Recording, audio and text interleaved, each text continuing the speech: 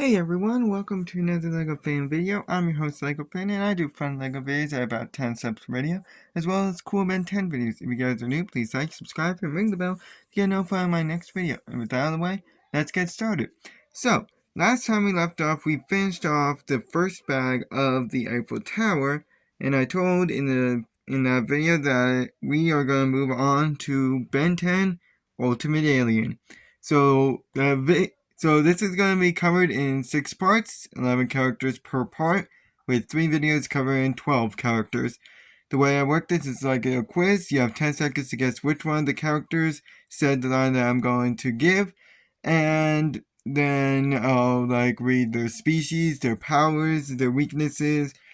Imagine that you're going to go into a fight with these characters. How are you going to beat them, essentially? So, I already have my 11 characters chosen for today. So the episodes that we're going to be covering are everything from Fame all the way up until Ultimate Agrigor. I did not include Ultimate Agrigor only because he only makes a cameo appearance and I didn't feel it was worth the time since he doesn't display really any powers. And I'm also including Alien Swarm.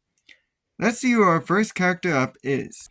So, the first character in this long list of characters has their first line of this. Some regular old folks who are beginning to think this is a big, fat waste of our time. Of these characters, which 3 are this character? 10 seconds, good luck. The first one is always the hardest.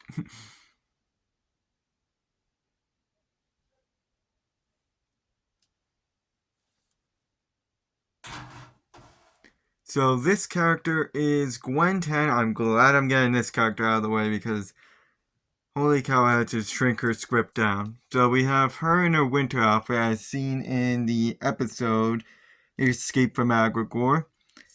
We have her regular form, now Ultimate Alien Edition. And then we have her Anodite form here. So, Gwen 10 is a half-human, half-Anodite hybrid who first appeared in Alien Swarm and appeared in all subsequent episodes. So, she has a multitude of powers. She can drive now, as of the episode video game, she is able to drive. She's also shown to be Ben's brain to his brawn and is a good hacker, skilled fighter, specifically in Jiu-Jitsu, has knowledge on magic and magical artifacts, on medicine. She possesses the Omnitrix in an alternate timeline. She also is good with the bow and arrow, can ride a hoverboard, knows the ocean and its creatures, can ride a motorboat, good with computers, is very agile, can receive messages through a mana energy field somehow. She's also very sneaky, can pilot a spaceship and operate a laser gun. She's also a very good dancer and her mana is very durable, as well as having the ability to absorb it. She also knows how to use a radio, is a good team player, and is officially declared a plumber, with her plumber badge able to detect radioactivity and project holograms.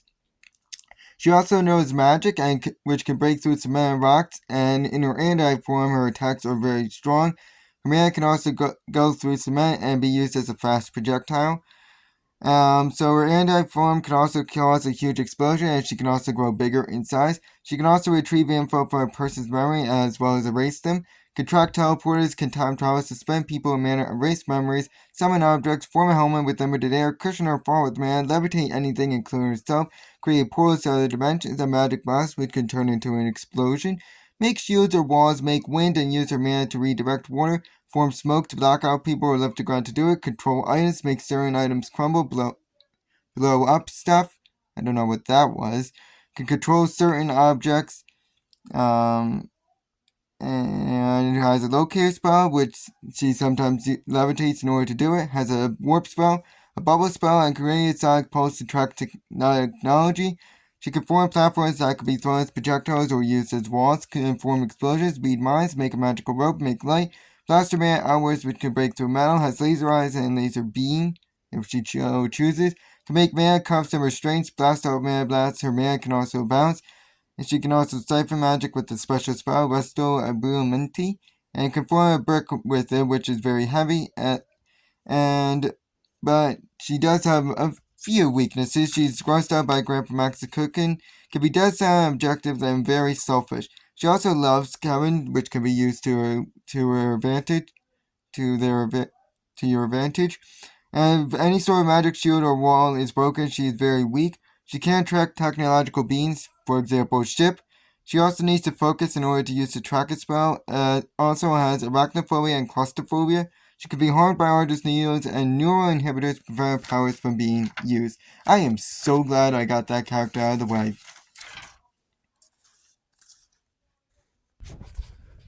Next character up has their first line of this. Told you by Valvin. It's affecting him too. Of these characters, which 3 said that line? 10 seconds. Good luck.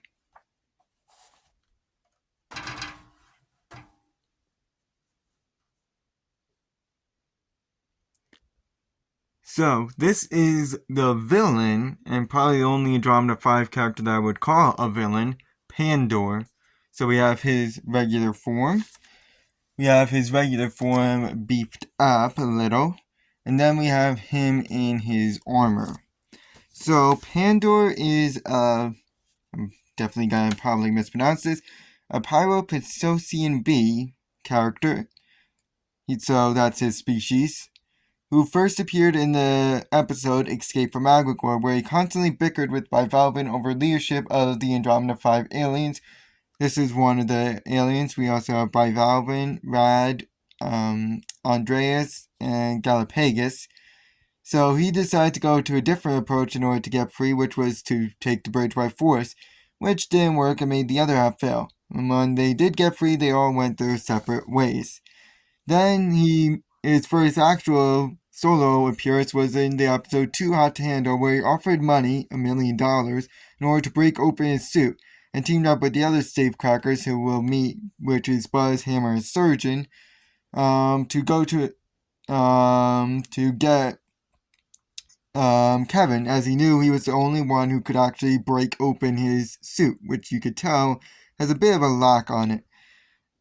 And after some trickery, he did manage to get free and decided to feed on a nuclear reactor, not caring about any consequences that come with it. But he was intercepted, but he was fought and eventually detained and recaptured in his suit. He was set to return back to his planet, was intercepted and recaptured by Agrigor.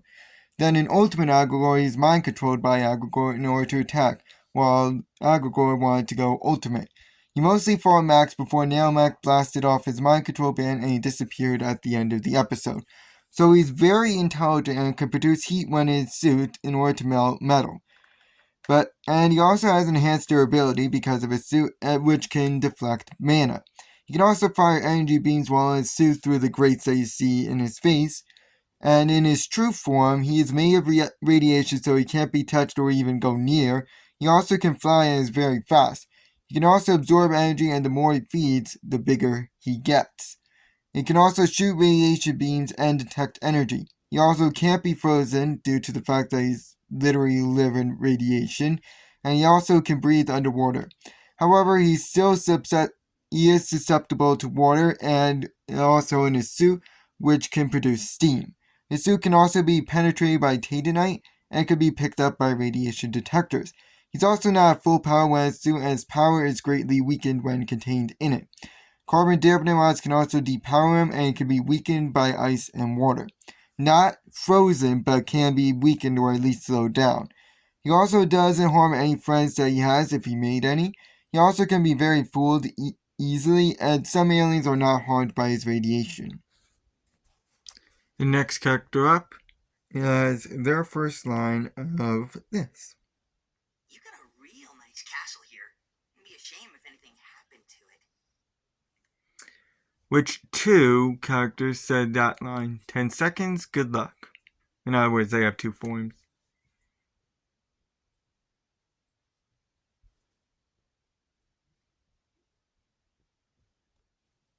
So that would be the character of Argit. So we have him in his king form here. and then his regular form here. So, origin species is unknown. I don't like that photo at all. So his species is unknown and only appeared in the episode Andreas' Fault, where he found Andreas somewhere in the forest, unclear exactly how, and used him in order to commit insurance fraud to the Forever Knights, and in exchange for being king. And if they refused, well, he would use Andreas in order to destroy the castle. This worked until Sir Dagonet appeared and he was captured, so he reluctantly teamed up with the gang in order to get Andreas back. And after the castle was destroyed due to the battle, he got punched and was left in the ruined castle. So he has a wide arsenal of guns like a laser gun, which he can shoot quite accurately. He also knows the criminal underbelly and has an on-again, off-again friendship with Kevin. He also has a watch communicator and knows the alien tech, how much it's worth, and how to use it. He also has a sharp tongue and can shoot needles which can paralyze or knock out a person, which are also strong enough to get stuck on cement. He's also very durable and had brief control over Forever Knights in this form here. He's also a scam artist and is fast and can run on all fours. He can also drive really well and travel to other worlds through unknown means. But he's also very greedy and is very untrustworthy due to his sharp tongue. He can also be hurt by his own needles, and if his needles are glued onto him, they prevent his use. Though I wonder exactly how long that would take. Our next character up is not really a well-known Ben 10 character, as he only made this one appearance, and this is his first line. Of these characters, which one said that line? 10 seconds, good luck.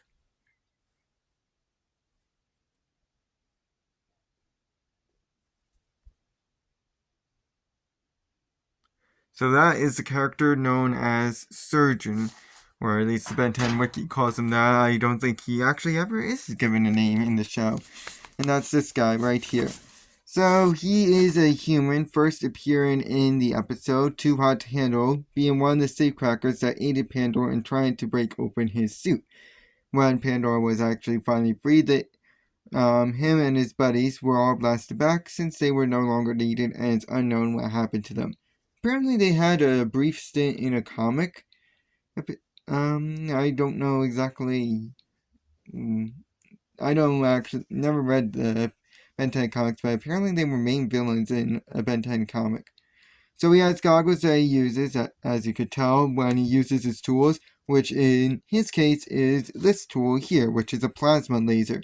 He can also drive a drill machine really well, but is a human, has no unique abilities of his own. The next character up has their first line of this. Let me tell you something, Forever Knights. Nobody's ripping open nothing except Rat. That's your first mistake.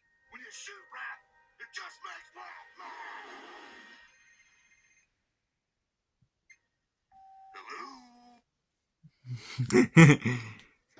So, of these characters, which one said that line? 10 seconds, good luck.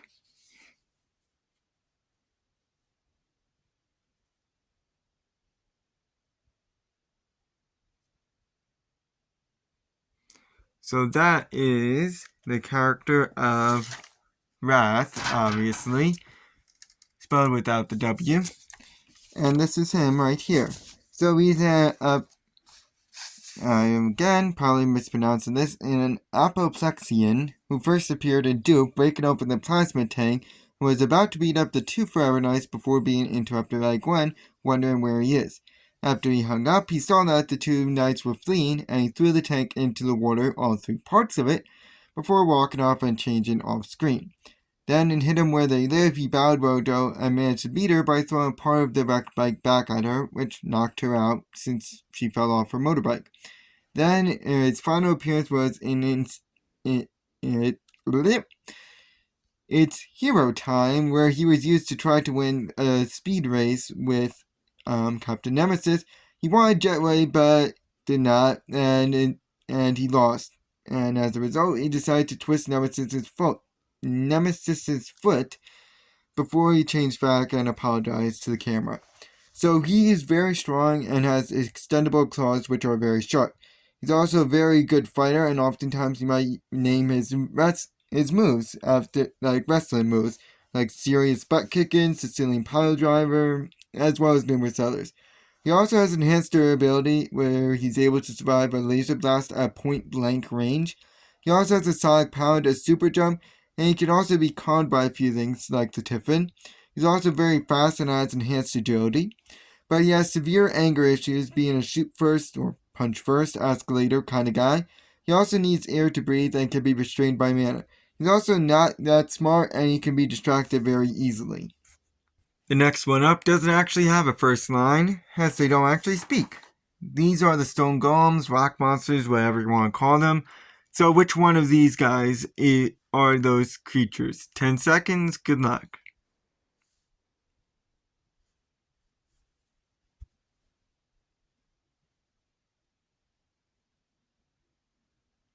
So that would be these guys right over here. I call them stone golems. Wiki calls them the rock monsters. I prefer stone golems, it sounds cooler. I ironically put them below Charmcaster. They're their own species, I would assume, where they first appeared in Hidden Where They Live, where they acted as Charmcaster's minions twice in the episode, but in both cases they were easily smashed, with Charmcaster cursing them out in the background. So the first time we see them is when Charmcaster was trying to get the mother, and they were easily smashed, and then they battled Kevin, but they were also easily smashed.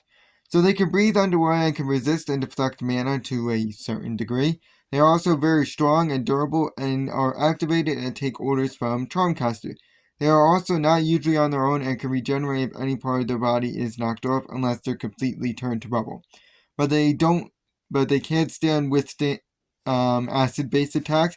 They are also not intelligent, but they do understand insults, don't like insults. And with enough force, pieces of them can fly off and they will be stunned. They can also be smashed with enough force. Picture them like those like Korg species almost in the MCU. That's kind of what they are. Alright, so the next character up has their first line of this.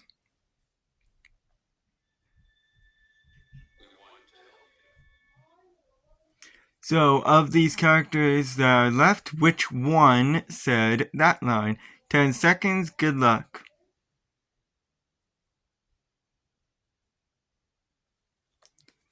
So, these guys are known as the microchips or nanites. I prefer calling them nanites. And that's these guys right here. These tiny little creatures. And out of context, this image looks very big. But just as a reference, they can fit between your two fingers. That's how small they are. So they are their own species who first appeared in the episode Alien Swarm, where they served as foot soldiers to the decoy queen, helping her take over the world by possessing all the humans while she reproduces them and spreads them all over the world. So they attack in the swarm and are immune to mana attacks, or at least they eventually evolve to become immune to mana attacks. They also can fly and form shapes in order to attack foes, which include a ball, spiked or unspiked ball, a little worm creature, a buzzsaw, and probably numerous others. They also act together via a hive mind and are able to rip through metal.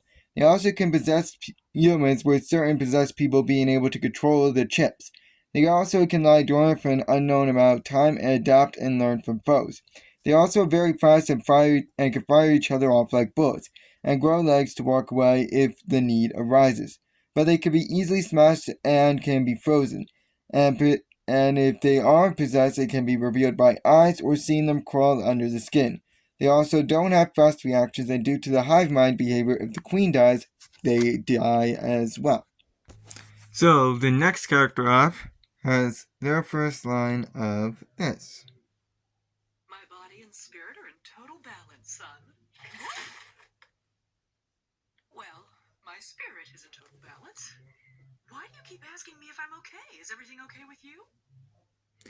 Of these characters, which two said that line? 10 seconds, good luck.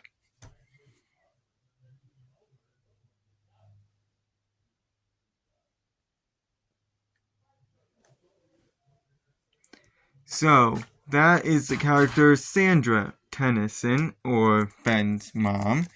So we have her in her regular form, and then what she appears in most of the episode that we're going to talk about, which is her yoga outfit. So she's a human first appearing in the episode Hidden where they live, in which she was the main target of the episode. And despite being well protected throughout the episode, both by Ben and Gwen, Zombozo managed to trick Gwen into attacking Charmcaster while he took her out from behind, and then took Sandra Tennyson and forced her to balance on a tightrope while fire closes in around her. But she was eventually saved in the end, and we don't know how they got home, but we can assume that they got home. So like Max, she cooks gross food, but it's more of a health nut rather than just simply cooking bugs. She's also big into yoga and is somewhat flexible, as well as having the ability to hold her balance for at least a little bit of time. She also loves music, but she is gullible like Carl, but less so.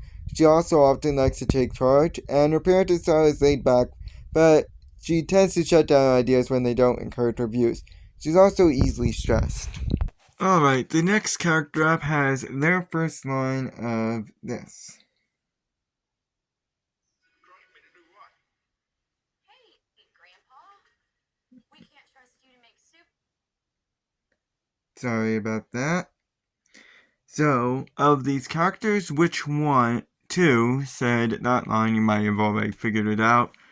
Sorry, the place where I was playing that was a bit funky. So, which two said that line? 10 seconds, good luck.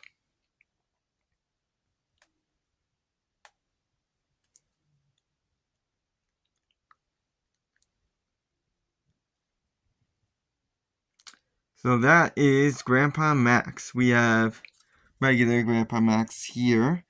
And then we have him as he appeared in Alien Swarm. So, he's a human first appearing in Alien Swarm, mostly spending the episode trying to keep the gang from finding out why the Valdez family was blacklisted before he finally realized that the microchips did pose a danger.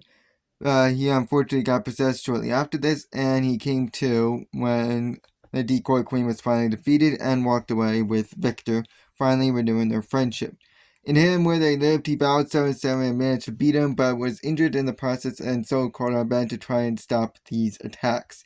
Then in Ultimate Agrigor, he joined the gang and invaded Los Soledad to take on Agrigor and his bots, but they couldn't do it in time.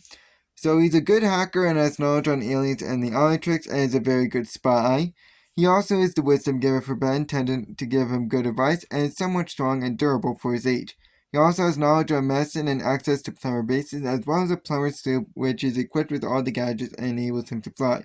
He also has high authority in the plumbers, and knows of other worlds and how to operate alien ships. He also has spy cubes to watch events, a laser gun, knowledge of ancient legends, can fly a helicopter and a car, knowledge on the null void, no survival skills as in living on the land, is somewhat agile and fast, can pilot a spaceship, can operate and fix a jetpack, a good mechanic, as a holographic projector, a good fighter, great leader, can control no guardians, and has a plumber badge where he indicates that he can spy on people by them.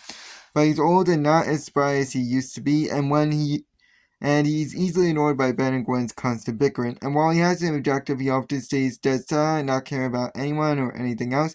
He also can get sidetracked and is gullible, and due to his prior years, he's recognizable as space for both villains and heroes.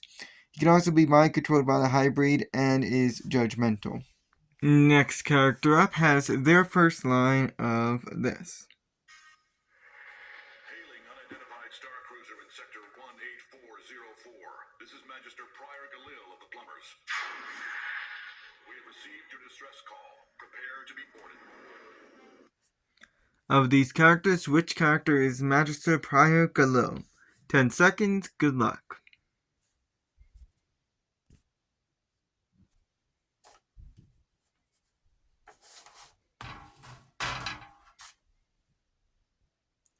So that would be this guy right here. He is an unknown species, first appearing in the episode Escape from Agrigor, where he got a distress call thanks to Galapagos, and went to investigate Agrigor's ships, where he managed to find the Andromeda 5 locked up, and did end up making the cell open, but he was killed after Agrigor shot him in the back. So he can make advanced holograms and watches over 300 planets in his quadrant, including Earth, though this right later went to Ben and his crew. He also became a high rank. He also has a high rank of plumber, so he has access to all the plumber bases and gears. He's also very smart and knows all the rules of the plumbers, follows them to the letter. He's a good fighter, is very strong, owns and operates his own spaceship. He also has durable armor, has self-tying rope that can also levitate the person when they are tied up. He can also deactivate plumber badges and make people plumbers. He can teleport and has hoarded cells and cuffs. But he's a very strict rule follower and doesn't tolerate people not following him, but he also respects Goblin wishes to a certain degree, and he's also very biased and quick to believe anyone. Next character up has their first line of this, and this will be our last character for the day. Let him out. Of these characters, which one said that line? 10 seconds, good luck.